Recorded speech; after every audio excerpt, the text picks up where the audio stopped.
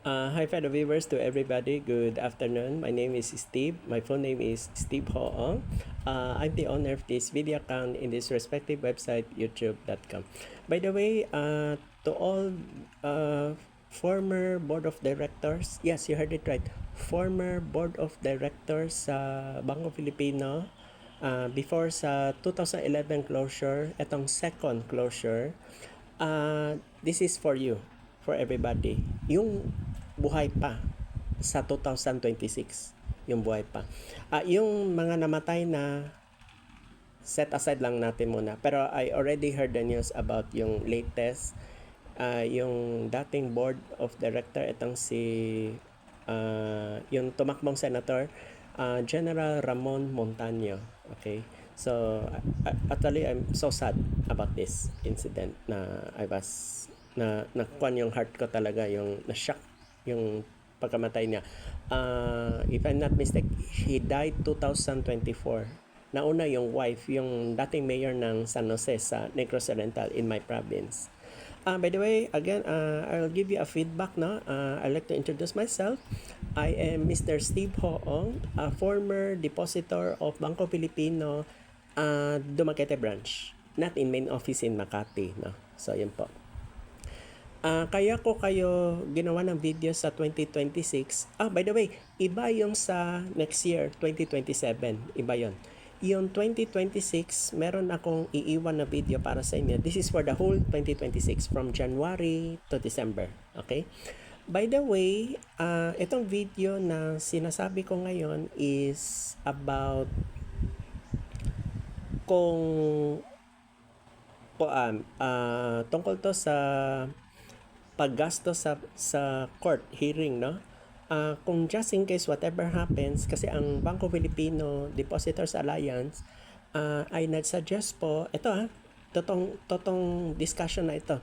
Ang gusto nila, whatever happens daw, bahala na kung malaki na nagastos ninyo dahil sa mga kalokohan ng BSP o Bangko Sentral ng Pilipinas. And we believe na nagkaroon talaga ng land grabbing. Land grabbing talaga. Kasi, porque nakaloan lang, hihingi ng collateral. Of course, meron silang protocol. So, we need to follow. Pero yung nalaman ko na may ginagawa silang katarantaduhan, doon namin nalaman na ang pinalabas nila sa media, kasi hinuhuli na namin kung sino yung nagpakalat. Kung daw, walang audited financial statement. Ang malaking question mark, paano kayo nakahiram ng pera kung walang requirements, mga papers, documents, di ba? So, napagtataka itong ginagawa ng BSP. Yan ang lies. Those are lies.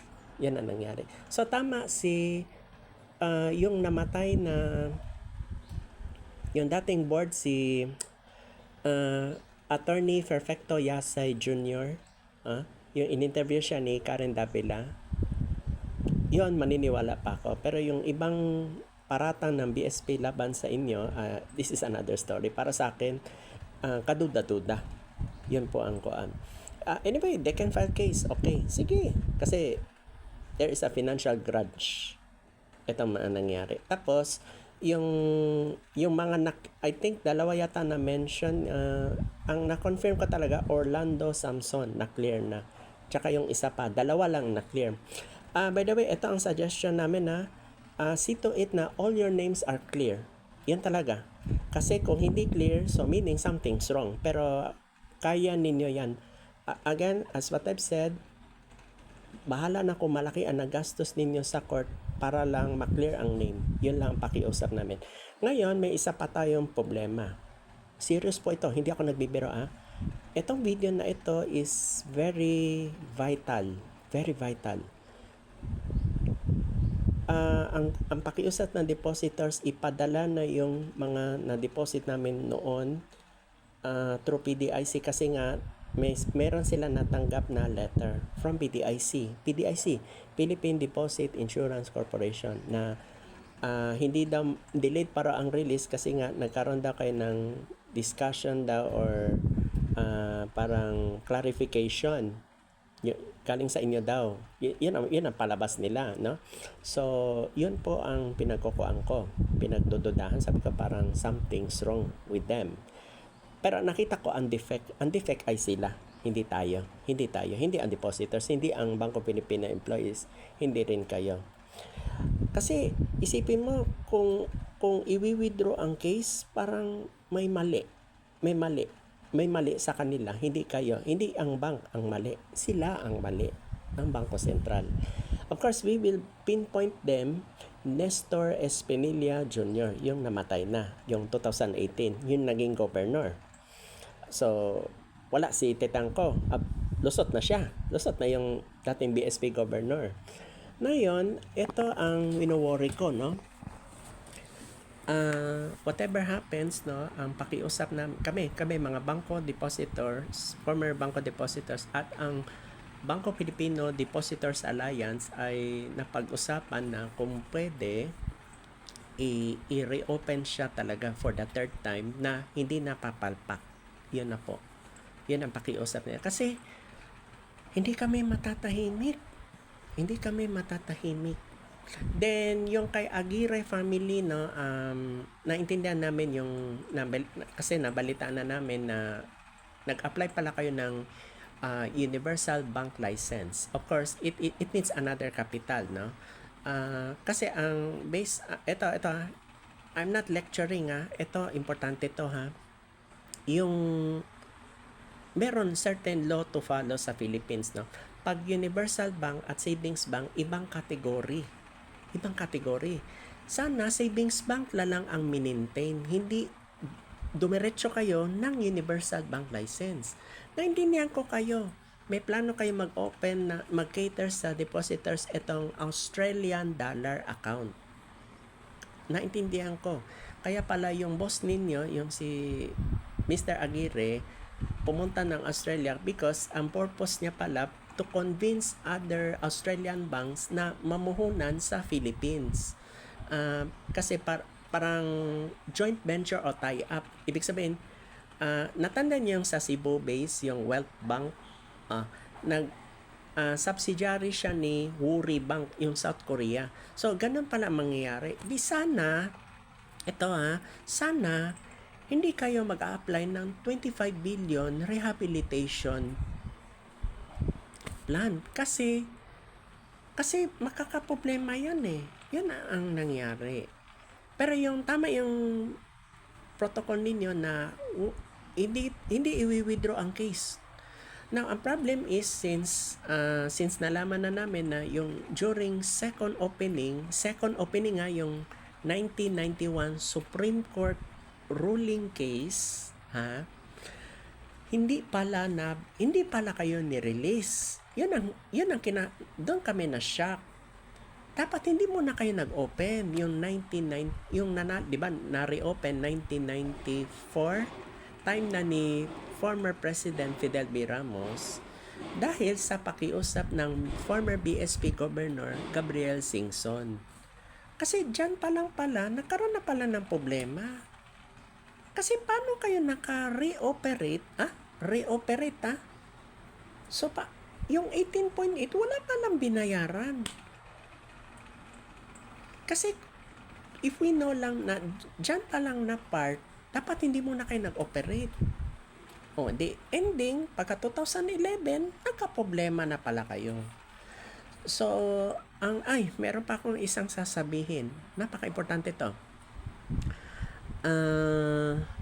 Ito mahirap na procedure to, ha. Ito makinig, ha. Diversified conglomerate. Ibig sabihin, yung name as is pa rin. So, walang babaguhin pangalan.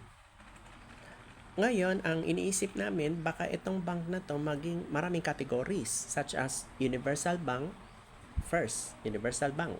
Second, Savings Bank. I'm not so sure kung meron kayong plano. Another category as Rural Bank. Yung sa mga remote areas. Yun ang naisip ko. Ang lesson learned dito is before you operate a bank, there is capital expenditures. It must. Do not borrow from the BSP. I'm not lecturing kasi kung hihiram pa kayo sa BSP, patay kayo sa interes. Patay. Yun ang analysis ko. I don't know kung ano ba talaga nangyari kasi hindi ko alam yung buong pangyari. Yung bago ang 2011 closure. So, yun. Kasi nakita namin ang problem yung 2002, tapos iba pa yung another category, itong sinasabi nilang nagkaroon daw kayo ng second loan, itong I think 4.2 billion, itong from 2006 to 2009. So, yun. So, ang recommendation namin, do not borrow talaga kasi kung magbabaro, in the end kayo mapaproblema. Kaya yung ang na-affected depositors, of course, yung mga employee na magre-retire na, yun. Tapos, may isa pa kaming napansin.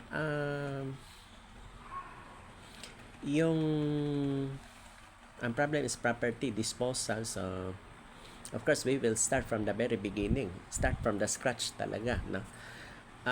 Ang amin lang itong video na itong 2026, napaka-importante ha. Whatever happens, whatever happens, clear all the names. Lahat kayo clear. It should be clear. Pati ang officers. Clear. Bahala na kung magkano nagasto ninyo. Basta clear your names. Wala kayong mali. Because if there is a wrongdoing, that's another topic. Yun po ang pakiusap namin. Kasi we believe na wala kayong kasalanan. Kasi ang pinalabas nila, ang assets mas mababa kaysa liabilities, which is opposite. Kaya now we understand bakit nagkaroon ng palabas nila na smear campaign. Nagkaroon talaga ng smear campaign talaga. And pangalawa, we found out, biktima pala kayo ng fake news. Sana dinipensa ninyo ang bank. That Bangko Pilipino is a victim of fake news. Kasi sino itong reporter na yan?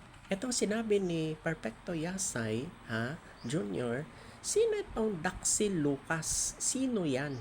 Bakit yan nagpapakalat? Hindi dapat kinasuhan nyo yan. Hindi ang aside sa BSP. So, yun. By the way, I'm not sermoning because this is our fight. This is not my fight. This is our fight. Ang punto ko namin dito, itong bank na to, babangon muli. Because we believe in the slogan, subok na matibay, subok na matatag. Yun ang sa amin. Yun lang po. By the way, sa mga Aguirre family, no, kung nakikinig kayo sa video na ito, kasi meron ako i-mention sa description, Aguirre family of Bangko Pilipino, lalabas yung apelido ninyo. We already know the whole truth. So, you need to fight for it, no? Kasi grabe ito nangyari, parang nadapa talaga. To be honest, nadapa talaga ang Bangko Pilipino. Yung second closure, nadapa talaga. Itong third reopening, matibay na. Yung yung parang bakal na talaga. Hindi nakakalawangin. Ito ang magandang word to, Hindi to harsh, no?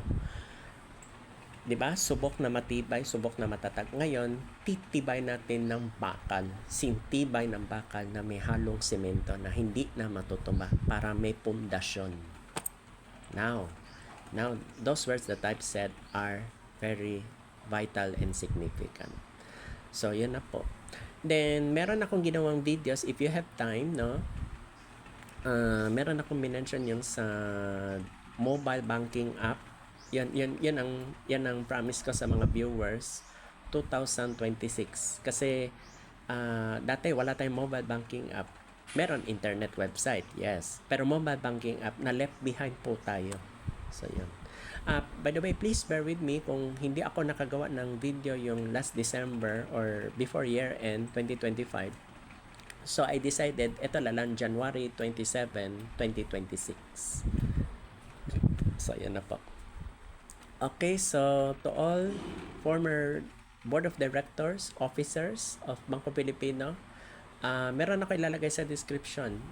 Kayo, sa dami ninyo, hindi ko na kayo ma-enumerate, okay? Kung ikaw si Maxi Abad, Ma'am Maxi Abad, Ellen Rose Gavadan, I think yung taga Mandaluyong City, yung dati yung staff, kung nakikinig kayo, itong year na to, alam ko this is a toughest na fight. Itong video na ito hanggang pagkamatay na natin. Halimbawa ako ngayon namatay na, itong video na ito will serve as a memory. Nadapa itong sa conclusion ng Bangko Pilipino, nadapa tayo. Ang goal namin o ang punto namin itong video na ito, babangon tayo muli. Yan ang goal natin. Babangon tayo muli. Bahala na kung malaki na gastos natin sa court. This is our battle. This is our battle. Hindi tayo susuko. Perseverance. No retreat, no surrender. Yun lang po. So, I hope that this video will learn a lesson. By the way, pwede nyo i-repeat to all former board of directors of Bangko Pilipino. Tuloy ang laban. Bahala na kung very specific bahala na kung magkano nagastos sa court. Kahit big issue pa yan, kahit malaking court pa yan. And of course, maghanap na rin. Of course, may isa pa akong dadagdagan. Maghanap kayo ng toughest, yung mabaksik na lawyer, yung hindi basta-basta natutumba. Kahit pigain pa tayo, laban natin ito. Kahit hanggang pagtanda ko, laban natin to. Because I believe that Bangko Pilipino is stable. Nadapa lang talaga yung second closure. Iba yung first closure. Then sa GS pala, ito kung meron kayong in-apply government securities, settle it. Yan ang parati ko sinasabi sa video. Settle it. Kung hindi pa na-settle, settle it if possible. Bahala na kung may penalties, basta clear the names. All your names must be clear. Yan ang pakiusap ng Bangko Filipino Depositors Alliance nationwide. Nationwide. This is serious. We are not joking. We are serious. I hope that this video will catch up attention. Take note, this 2026 is from January to December coverage. Kaya may title dyan 2026. Iba yung next year, 2027. Okay? So, thank you so much for listening in this video. Good afternoon.